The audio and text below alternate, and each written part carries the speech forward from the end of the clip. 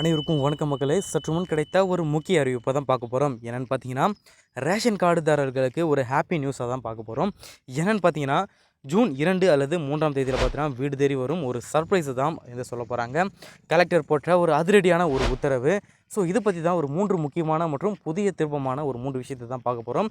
So இது போன்ற information மற்றும் தகவலை இனிவரும் காலங்களில் நீங்கள் உடனுக்குடன் துல்லியமாக தெரிஞ்சுக்கணும் அப்படின்னு நினச்சிங்கன்னா, நீங்கள் பண்ணுற ஒரு விஷயம் என்னென்னு பார்த்தீங்கன்னா, மறக்காமல் கீழே இருக்க ரெட் கலர் பட்டனை கிளிக் பண்ணி சப்ஸ்கிரைப் பண்ணிக்கோங்க. பக்கத்தில் இருக்க பெல் ஐக்கானை கிளிக் பண்ணி ஆல் டிக் பண்ணிக்கோங்க. அண்ட் முக்கியமான விஷயம், வீடியோவை ஸ்கிப் பண்ணாமல் பாருங்கள். அப்போ தான் நான் சொல்கிற தகவல் எல்லாம் உங்களுக்கு முழுமையாக சேரும். அண்ட் இன்னொரு விஷயம், வீடியோவை லைக் பண்ணாமல் பார்க்குறீங்க, ப்ளீஸ் எனக்காக ஒரு லைக் மட்டும் போட்டு நம்மளுடைய வீடியோவை தொடருங்க. இப்போ நேராக வாங்க, இந்த வீடியோவில் என்ன சொல்லியிருக்காங்க அப்படின்றத ப்ரீஃபாக மட்டும் உங்களுக்கு நான் எடுத்து சொல்கிறேன். தமிழகத்தில் மாற்றுத்திறனாளிகள் மற்றும் முதியோர்களுடைய இல்லங்களுக்கே நேரடியாக சென்று ஒரு அத்தியாவசிய பொருளை வழங்கும் தாயுமானவர் திட்டம் ஆட்சி மாற்றத்திற்கு பிறகும் எவ்வித தடையுமின்றி தொடர்ந்து செயல்படுத்தப்படும் என்று உணவுத்துறை அமைச்சர் வெங்கட்ராமன் அவர்கள் அதிரடியாக ஒரு உத்தரவு அளித்திருக்காரு. இதை அடுத்து தான் என்ன சொல்லியிருக்காங்கன்னா, தென்காசி மக்களுக்கு ஒரு முக்கிய அறிவிப்பு ஒன்றை மாவட்ட ஆட்சியர் தலைவர் தற்போது பிறப்பித்திருக்காரு. என்னன்னு பார்த்தீங்கன்னா, தமிழகத்தில் ரேஷன் கடைகள் மூலம் அரிசி, கோதுமை போன்ற அத்தியாவசிய பொருட்கள் இலவசமாகவும், பருப்பு, சர்க்கரை, சமையல் எண்ணெய் உள்ளிட்ட எல்லாமே பார்த்திங்கன்னா மிகவும் வலிவான ஒரு விலையிலும் தடையின்றி வழங்கப்பட்டு வருகின்றன. இந்த நிலையில் தான் என்ன சொல்ல வர்றாரு அப்படின்னு கேட்க போனீங்கன்னா, ரேஷன் பொருளை பொறுத்தவரையில் பொதுவாக குடும்ப அட்டையில் பார்த்தீங்கன்னா பெயர் உள்ள உறுப்பினர்கள் நேரடியாக ரேஷன் கடைகளுக்கு சென்று தங்களுடைய பயோமெட்ரிக் கைரேகையை பதிவு செய்த பிறகு தான் இந்த பொருட்களை பெற முடியும் என்பது நடைமுறையாக உள்ளது. ஆனால் உடல்நிலை குறைவு, முதுமை அல்லது மாற்றுத்திறனாளிகள் காரணமாக பல கிலோமீட்டர் நின்றோ அல்லது பார்த்திங்கன்னா தூரம் சென்றோ நீண்ட வரிசையில் நின்றோ பொருட்களை வாங்க முடியாத சூழலில் லட்சக்கணக்கான முதியவர்களும் மாற்றுத்திறனாளிகளும் தவித்து வராங்க சொல்கிறாங்க.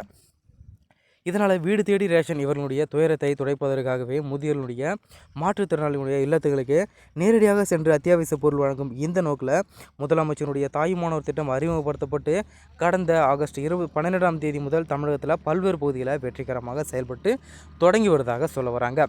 சமீபத்தில் தமிழகத்தில் ஏற்பட்டுள்ள இந்த ஆட்சி மாற்றத்தை தொடர்ந்து முந்தைய அரசினுடைய சில முக்கிய நலத்திட்டங்கள் தொடர்ந்து நீடிக்குமா அல்லது முடக்கப்படுமா என்ற மிகப்பெரிய விவாதம் மற்றும் சந்தேகம் பல எழுந்தது.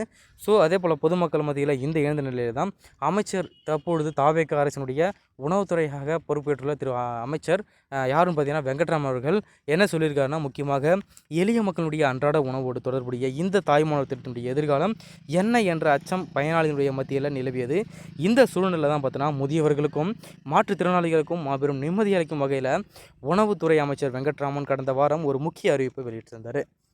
இதில் பார்த்தீங்கன்னா, எக்காரணத்தை கொண்டும் இத்திட்டம் நிறுத்தப்படாது என்றும் தமிழக மக்களுக்கு தேவையான அத்தியாவசிய பொருட்கள் எந்தவித சிரமமின்றி எளிதாக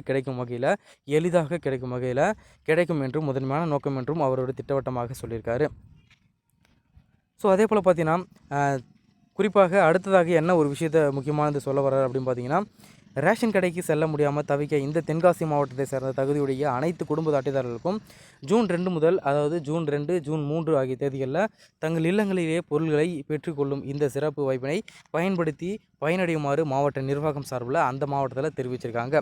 அரசினுடைய இந்த தொடர் நடவடிக்கையும் மாவட்ட நிர்வாகத்தினுடைய துரித செயல்பாடும் அப்பகுதி மக்களிடையே ஒரு குறிப்பாக ஒரு முதியவர்கள் மற்றும் மாற்றுத்திறனாளிகள் மத்தியில் மகிழ்ச்சியும் பெருமையும் ஏற்படுத்தியிருக்கிறதாக சொல்ல வராங்க.